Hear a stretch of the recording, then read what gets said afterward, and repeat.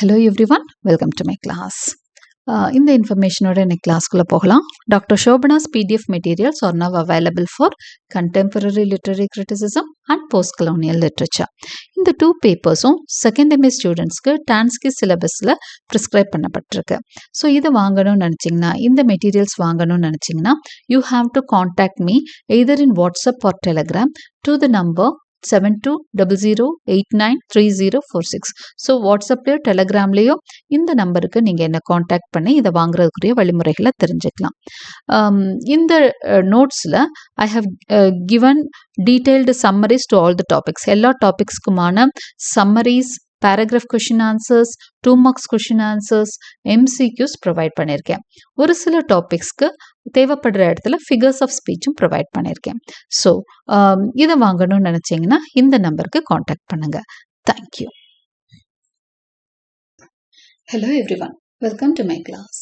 இன்னைக்கு கிளாஸில் நாம் பார்க்க போகிற topic dislocation. This is a key concept of post colonial literature. So second MA ஸ்டூடெண்ட்ஸ்க்கு ப்ரிஸ்கிரைப் ஆகிருக்க ஒரு போர்ஷன் தான் ஒரு டாபிக் தான் டிஸ்லொகேஷன் இந்த பேப்பர் போஸ்ட் கலோனியல் லிட்ரேச்சர். இது யூனிட் 1ல் கீ கான்செப்ட்ஸ் அப்படிங்கிற கேட்டகரியில் ப்ரிஸ்கிரைப் ஆகிருக்கு. So before we enter into the class, a kind request, நம்ம சேனல் இன்னும் சப்ஸ்கிரைப் பண்ணலைன்னா சப்ஸ்கிரைப் பண்ணுங்கள், உங்கள் ஃப்ரெண்ட்ஸ்க்கும் ஷேர் பண்ணுங்கள், சஜஸ்ட் பண்ணுங்கள். Thank you. The small introduction. Okay, dislocation is a key aspect of post-colonialism. So dislocation அப்படிங்கிறது வந்து post-colonialismல ஒரு முக்கியமான ஆஸ்பெக்ட். ஓகே, ஸோ டிஸ்லொகேஷன்னா முதல் என்னன்னு தெரிஞ்சுக்கோங்க. ஒரு இடத்த விட்டு மாறி போகிறது தான் டிஸ்லொகேஷன். டிஸ்பிளேஸ்மெண்ட்னும் இதை சொல்லுவாங்க. Dislocation and displacement are the same தான். So it refers to the displacement and disruption of indigenous cultures and identities by colonial powers. இப்போ காலனி ஆதிக்கத்தின் கீழே இருந்தோம் இல்லையா, அந்த சமயத்துல இப்போ அவங்களோட ஆட்சி நடக்கிறப்போ இங்க இருப்பாங்களே நேட்டிவ்ஸ் இருப்பாங்க இல்லையா, அவங்கள வேற இடத்துக்கு வந்து இடம்பெயர வைப்பாங்க அவங்க சாய்ஸ்க்காக. இப்போ ஃபார் எக்ஸாம்பிள் பாத்தீங்கன்னா, அமெரிக்கா மாதிரி கண்ட்ரில அவங்களுக்கு நிறைய பயிர் பண்ணியிருப்பாங்க. இங்கிலீஷ் பீப்புள் வந்து நிறையவே சுகர் கேன், காட்டன் மாதிரி நிறைய விஷயங்களுக்கு அவங்களுக்கு வந்து லேபரர்ஸ் தேவைப்படுவாங்க. அதுக்கு அவங்க எங்கேருந்து லேபரர்ஸ் எடுப்பாங்க அப்படின்னு சொன்னா சவுத் ஆப்பிரிக்கால இருந்து கூப்பிட்டு போயிடுவாங்க. அப்படிதான் நீக்ரோஸ் வந்து எங்க போயிருப்பாங்க அப்படின்னு சொன்னா அமெரிக்காக்குள்ள அதிகமா என்ன இருப்பாங்க, டிஸ்லொகேட் ஆயிருப்பாங்க. இந்த டிஸ்லொகேஷன் இவங்க பிரியப்பட்டு நடக்கல. எப்போ நடந்தது அப்படின்னு சொன்னா, இந்த அமெரிக்கன்ஸோட இந்த ஆரம்ப காலத்திலே, அதாவது அவங்க அமெரிக்கால போய் இங்கிலீஷ் பீப்புள் தான் போய் குடியமர்வாங்க அமெரிக்கால. ஸோ அந்த டைம்ல என்ன பண்றாங்க அப்படின்னு சொன்னா, அவங்களோட இதை எக்ஸ்பேண்ட் பண்றதுக்காக, அவங்களோட இரிகேஷன்லாம் எக்ஸ்பேண்ட் பண்றதுக்கு, அவங்களோட ஈல்டிங்கை எக்ஸ்பேண்ட் பண்றதுக்காக அவங்க என்ன பண்ணாங்க அப்படின்னு சொன்னா, இந்த பிளாக்ஸை வந்து கூப்பிட்டு போய் அங்க வச்சுட்டாங்க. அதே மாதிரி இந்தியன்ஸையும் அங்கேயும் இங்கேயும் அவங்களுக்கு தேவைகளுக்காக இடம்பெயர வச்சிருக்காங்க. ஸோ இந்தியன்ஸ் ஆப்பிரிக்கன்ஸ்ன்னு இல்லை, அவங்க எந்தெந்த கண்ட்ரி எல்லாம் சப்ஜுகேட் பண்ணி வச்சிருந்தாங்களோ, எந்தெந்த கண்ட்ரி எல்லாம் காலனைஸ் பண்ணி வச்சிருந்தாங்களோ, அந்த கண்ட்ரீஸ்ல இருக்கக்கூடிய நேட்டிவ்ஸ் இருக்காங்களே அவங்களையெல்லாம் அவங்க சாய்ஸ்க்கு மாற்றி விட்டுருவாங்க. அவங்க எங்கே பிரியப்படுறாங்களோ அங்கே கூப்பிட்டு போயிடுவாங்க. இதை தான் டிஸ்லொகேஷன் சொல்கிறோம். இப்போ இந்த dislocation is a framework within post colonialism that explores experiences of war, trauma, violence, exile, refugee and nostalgia in the diasporic context. டயஸ்போரானா ஒரு இடத்துல இருந்து இன்னொரு இடத்துக்கு போகிறது தான் டயஸ்போரா. இப்போ டிஸ்லொகேஷன் இந்த ஃப்ரேம் ஒர்க்னா ஒரு பேசிக்கான ஒரு செட்டப்பை ஃப்ரேம் ஒர்க் அப்படின்னு சொல்கிறோம். இப்போ போஸ்ட் கலோனியலிசம்ல இது ஒரு பேசிக் செட்டப். இது மூலமாக நம்ம நிறைய விஷயத்த, அதாவது டயோஸ்போரா ரிலேட்டான நிறைய விஷயத்த நம்ம டிஸ்கஸ் பண்ணலாம். வார், ட்ராமா எதனால ட்ராமா அப்படின்னா ரொம்ப மனசு உடைஞ்சு ரொம்ப ஒரு மனசிதைவுக்கு ஆளாகிறது ட்ராமா அப்படின்னு சொல்றோம். இந்த ட்ராமாலாம் எதுக்கு, ஒரு ஃபேமிலியோட ஒருத்தவங்க இருக்காங்க, இங்க கூட்டு குடும்பமா வாழ்ந்திருப்பாங்க, அவங்கள 2 பேரை கூப்பிட்டு போய் வேற ஒரு நாட்டுல போய் குடியமர்த்தி வச்சுட்டா அவங்க என்ன பண்ணுவாங்க? இன்னைக்கு இருக்கு அட்வான்ஸ்ட் ஃபீச்சர்ஸ் இருக்கு, இன்னைக்கு வந்து நம்ம அவங்கள முகத்துக்கு முகம் பார்த்து பேசுற அளவுக்கெல்லாம் இன்னைக்கு வசதி இருக்கு. பட் அப்போ வந்து அவங்க வந்து இறந்து போனதுக்கு சமம் இல்லையா? ஒரு கண்ட்ரியை விட்டு இன்னொரு கண்ட்ரி போனா திரும்ப பார்க்க மாட்டாங்க. கண்டிப்பா திரும்ப அவங்களால எப்படி வர முடியும் சொந்த நாட்டுக்கு? ஸோ நிறைய பயங்கரமான பிரச்சனைகள் அதனால அவங்க சந்திப்பாங்க. ஸோ இது எல்லாத்த பத்தியும் பேசுறது தான் dislocation. Displacement is a vibrant issue in the realm of post-colonial literature for its vast range of consequences on the post-colonial human psyche and their societies. So displacement வந்து ஒரு பெரிய ஒரு வைப்ரண்டான விஷயம், அப்படியே ஆட்டி வச்சிருச்சு இந்த realm of post colonial literature. Post colonial லிட்ரேச்சர்ல அது வந்து டிஸ்லொகேஷன் வந்து ஒரு ரொம்ப அதுக்குன்னு ஒரு தனி இடம் இருக்கு. ஏன்னா அது வந்து போஸ்ட் கொலோனியல் அந்த ஹியூமன் சைக்கைக்குள்ள அது ஏற்படுத்தின பாதிப்பு தான். டிஸ்லொகேட்டான மனுஷங்க எவ்வளோ கஷ்டப்பட்டிருப்பாங்க. இன்னைக்கு இவ்வளோ ஃபீச்சர்ஸ் இருந்தாலும் இப்போ நம்ம நாட்டை விட்டு வெளிநாட்டுக்கு போறோம்னா எவ்வளோ கஷ்டமா இருக்கும் இல்லையா? நம்ம ஒரு பணமோ ஏதோ சம்பாதிக்கத்தான் போவோம் அப்படின்னா கூட ஏதோ ஒரு சந்தோஷமா அந்த நாள் நல்லா இருக்கும் அப்படி இப்படின்னு நினைச்சு போவோம். பட் அங்க இருக்க சூழ்நிலை ஒரு பயம் கலந்த ஒரு இதுல தான் போவோம். ஓகே, பட் இன்னைக்கு வந்து நினைச்சா வந்துடலான்ற ஒரு தைரியத்துல போறோம். பட் அன்னைக்கு அது இல்ல சூழல். ஸோ என்ன ஆகும் அப்படின்னு சொன்னா அது அவங்களோட அந்த ஹியூமன் சைக்கே அவங்க மனசை பாடாப்படுத்திருக்குள்ளே அதை பத்தி எல்லாம் தான் டிஸ்பிளேஸ்மெண்ட் ஆர் டிஸ்லொகேஷன்ல நம்ம படிப்போம்.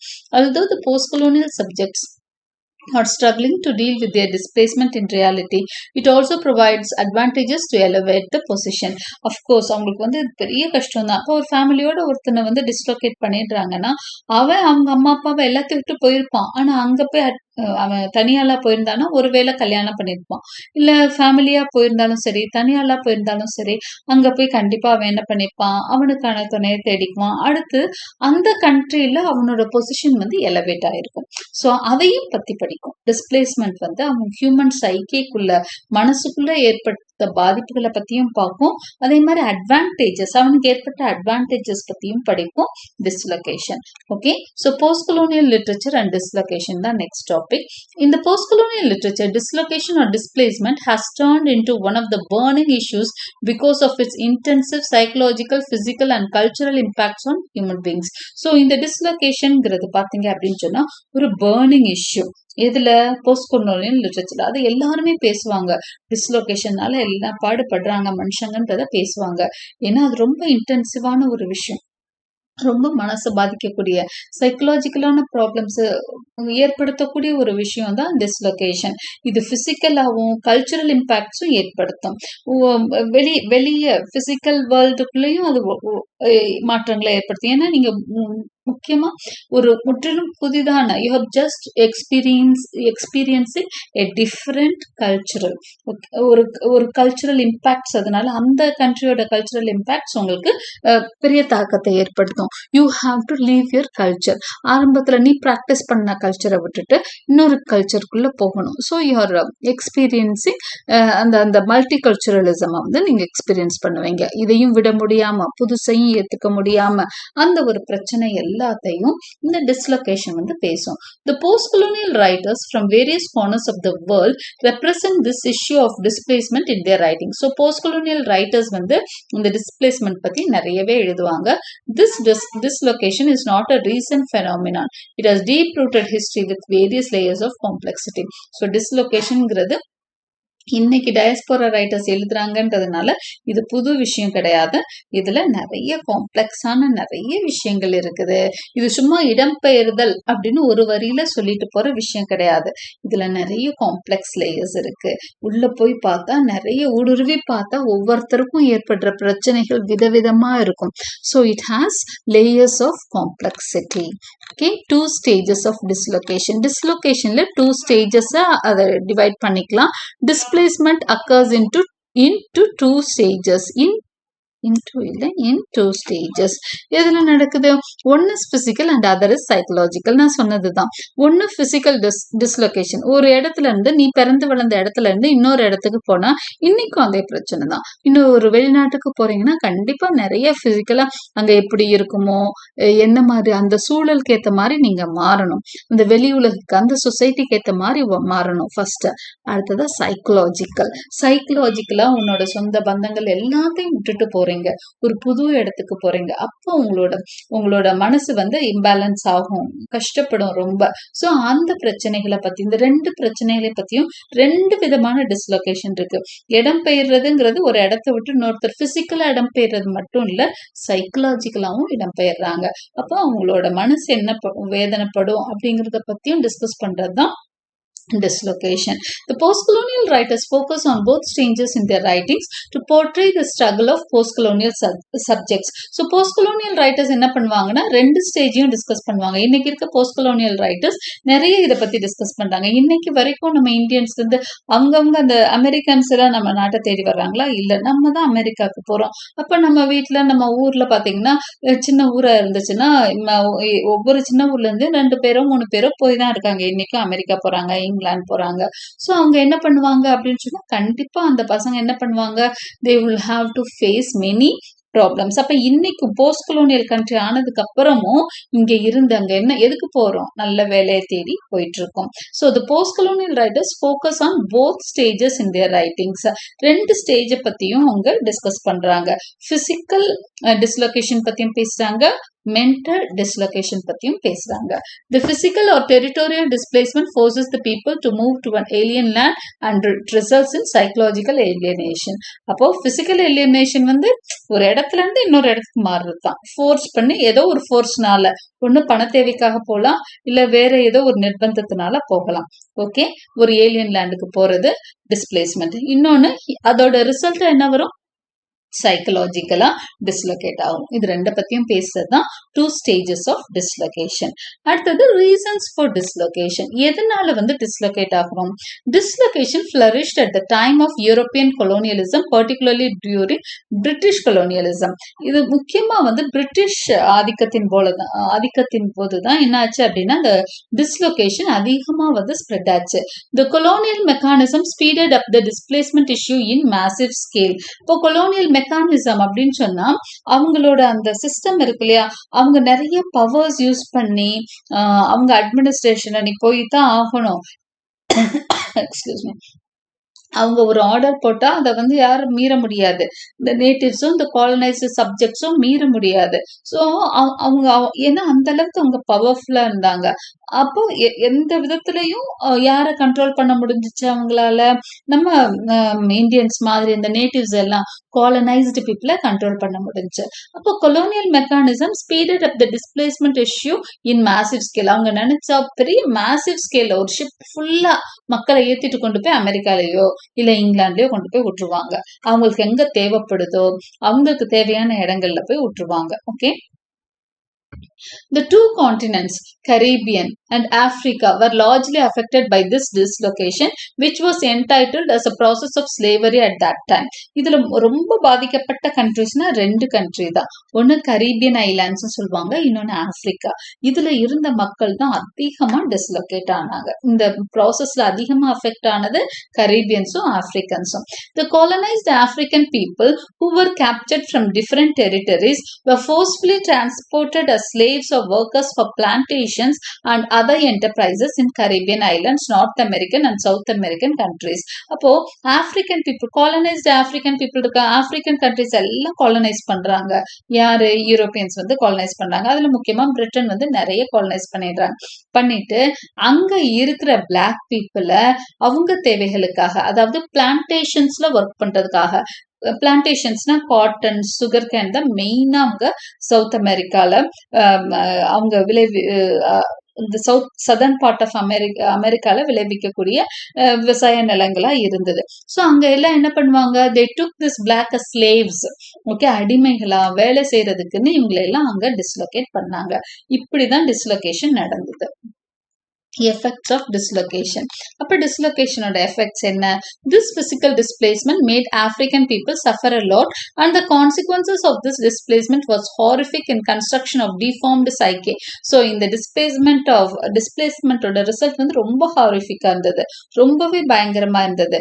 ஏன்னா it constructed a deformed psyche. மனசளவுல உடைஞ்சு போன, அதாவது உடல் ஊனமுற்றவங்கன்றது வந்து பிசிக்கலா ஊனமுற்றவங்க, ஆனா அவங்க டிஃபார்ம்டு, பிசிக்கலி டிஃபார்ம்டுன்னு சொல்லலாம், அவங்கள டிசேபிள்டுன்னு சொல்லலாம். மனசளவுல பாதிக்கப்பட்டவங்கள தான் டிஃபார்ம்டு சைக்கே உள்ள நிறைய மனுஷங்களை. ஸோ அவங்க என்னவாயிருவாங்க, டிப்ரெஸ் ஆவாங்க, பல விதங்கள்ல மனசளவுல பாதிக்கப்பட்டு பைத்தியமாவாங்க, வித்தியாசமா ஹிஸ்டரிக்கா பிஹேவ் பண்ணுவாங்க, அது எல்லாமே செய்வாங்க இல்லையா. அதுதான் for being displaced both physically and psychologically. The Caribbeans had to change completely, adopting the colonizers' language, religion, literature and law.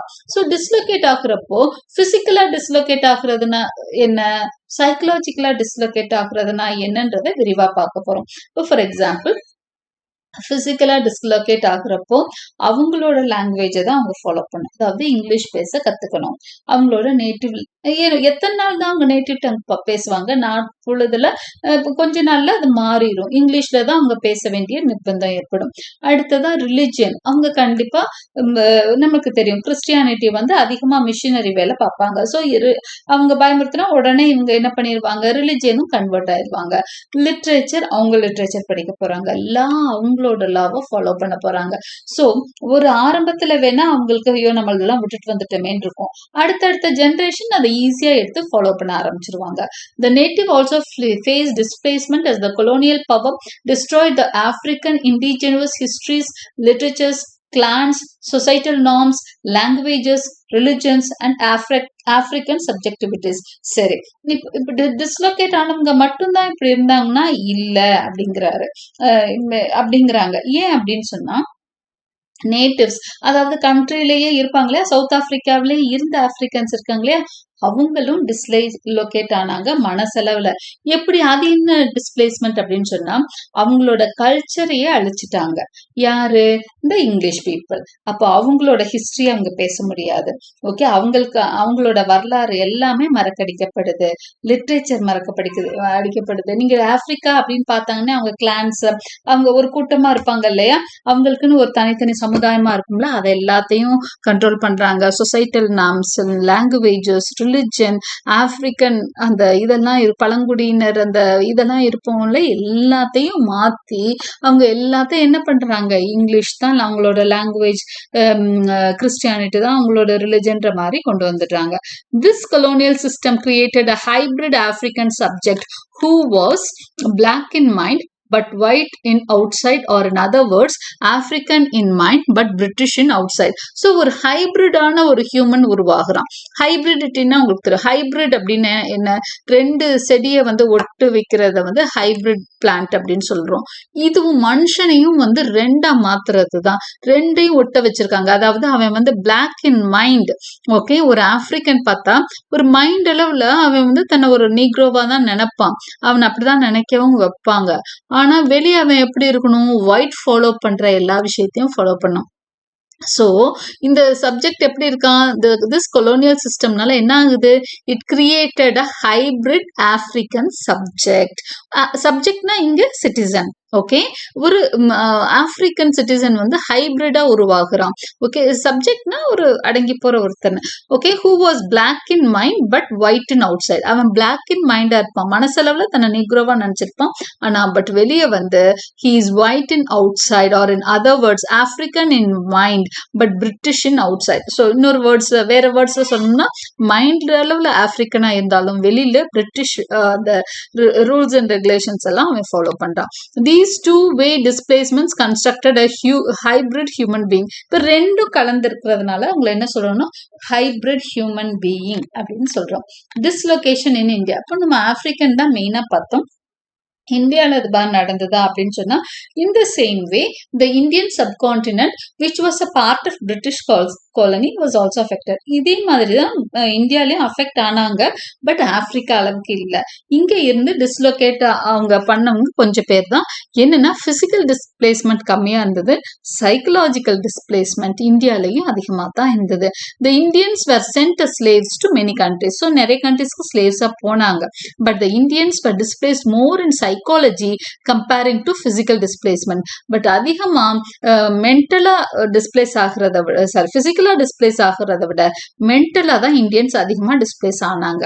Through their language, education and religion, the British colonizers created a dream-like world of so-called white powerful cultural society. So British colonizers என்ன பண்ணாங்க அப்படின்னு சொன்னா, அவங்களோட life வந்து ரொம்ப அட்ராக்டிவா காமிச்சுக்கிட்டாங்க. அப்போ இந்தியன்ஸ்க்கு வந்து அது மேல எவ்வளோ நாள் வெள்ளையா இருக்கிறவன் பொய் சொல்ல மாட்டான்ற அளவுக்கு ஒரு இடியம் வர அளவுக்கு என்ன ஆயிடுச்சு, ஒரு கிரேஸ் வந்துருச்சு. ஒயிட் பீப்புள் மேல ஒரு கிரேஸ் இருக்கும். யாருக்கு அப்ப இருந்த மக்களுக்கு எல்லாமே ஒயிட் பீப்புளோட அந்த லைஃப் ஸ்டைல் எல்லாத்த பத்தியும் ஒரு கிரேஸ் இருக்கும். This created a psychological displacement for the native Indians. So அவங்கள மாதிரியே நம்மளும் வரணும். ஸோ இன்னைக்கு வரைக்கும் ஏன் இங்கிலீஷ் லாங்குவேஜை நம்ம ஃபாலோ பண்றோம், அவங்களோட ட்ரெஸ் கோட் ஃபாலோ பண்ணிட்டு இருக்கோம், எல்லாமே because we have been psychologically displaced. So the colonial era promoted this displacement in both physical and psychological spheres of the Indians. So colonial era வந்து இந்தியன்ஸ் மத்தியில பிசிக்கலாவும் displacement ஏற்படுத்துச்சு, சைக்கலாஜிக்கலாவும் in a dislocation ஏற்படுத்தியிருக்கு. Conclusion. Initially victimized by this displacement, the Caribbeans, Africans and Indians started to protest against the colonial oppression. ஆரம்பத்துல இந்த டிஸ்பிளேஸ்மெண்ட்னால அவங்க வந்து ரொம்ப affect ஆனாங்க. பின்னாடி வந்து இதே இந்த மாதிரி டிஸ்பிளேஸ் ஆனவங்களா ப்ரொட்டஸ்ட் பண்ணியிருக்காங்க colonial oppression. They started it by using their own language with a sense of nationalism and pride. இது பாத்தீங்க அப்படின்னு சொன்னா இந்த டயஸ்போரிக் ரைட்டர்ஸ்ன்னு சொல்றவங்களா இருக்கட்டும், இல்ல இந்தியன் ரைட்டர்ஸே போஸ்ட் கலோனியல் ரைட்டர்ஸா இருக்கட்டும், இவங்கெல்லாம் இப்ப எழுதுறதெல்லாம் என்ன எழுதுவாங்க, இப்ப சினுவா அச்சுபியோட ரைட்டிங்ஸ் எல்லாம் பாத்துக்கிட்டீங்கன்னா, அவர் இத்தனைக்கும் அவர் ஒரு கிறிஸ்டியனா, அவங்க பேரண்ட்ஸே கன்வெர்ட் ஆயிட்டாங்க, அவரும் கன்வெர்ட் ஆயிட்டாரு. ஆனா அவரோட வந்து இது ஏன்னா அவங்க பேரண்ட்ஸ் கிறிஸ்டியனால அவரும் கிறிஸ்டியனா இருக்காரு. பட் அவர் வந்து திங்ஸ் ஃபால் அப்பார்ட்னு ஒரு டிராமா எழுதியிருப்பாரு. இது மை ஹோம் அண்டர் இம்பீரியல் ஃபயர்னு ஒரு ஒர்க் எழுதியிருப்பார். ஸோ அதுல எல்லாம் அவர் என்ன வெளிப்படுத்தியிருப்பார் அப்படின்னா, அவங்களோட தன்னோட நாட்டுப்பற்ற, தன்னோட நேஷனல் ப்ரைடு, எங்களோட ஒரிஜினலா நாங்க எவ்வளோ ஹாப்பியா இருந்தோம் தெரியுமா, எங்களோட கல்ச்சர் எவ்வளோ நல்லது தெரியுமான்னு அந்த ரூட்ஸை தேடி தேடி எடுப்பார்.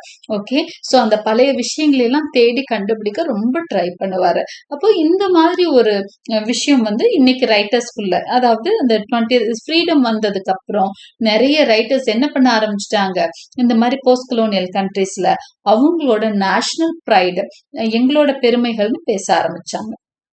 In the course of time, the colonized people earned their independence and turned into different nations. ஒரு கோர்ஸ் ஆஃப் டைம்ல காலனைஸ்ட் பீப்புள் என்ன ஆயிட்டாங்க, அவங்களுக்கும் இண்டிபெண்டன்ஸ் கிடைச்சிருச்சு, அவங்களும் டிஃப்ரெண்ட் நேஷன்ஸா மாறிட்டாங்க. ஆனா even still having achieved their freedom, they were struggling to cope with the traumas that they experienced in the colonial time. ஆனாலும் இந்த இதுக்கு அப்புறம் கூட, அதாவது ஃப்ரீடம்க்கு அப்புறம் கூட அந்த டிராமால இருந்து அவங்க வெளியே வரல. இன்னும் அவங்களுக்கு மனச்சிதைவு ஏற்பட்டிருக்கும் இல்லையா, அதுல இருந்து நிறைய பேர் இன்னுமே வெளியே வரல அப்படின்னு சொல்லி சொல்றாங்க. இந்த அபவுட் டிஸ்லொகேஷன். ஓகே, டிஸ்லொகேஷன்னால நிறைய பிரச்சனைகள் ஏற்பட்டிருக்கு அப்படின்னு சொல்றாங்க. Okay, I hope you like my explanation. Like and subscribe my channel for more such videos. Press the bell icon for continuous notifications, and thank you for watching.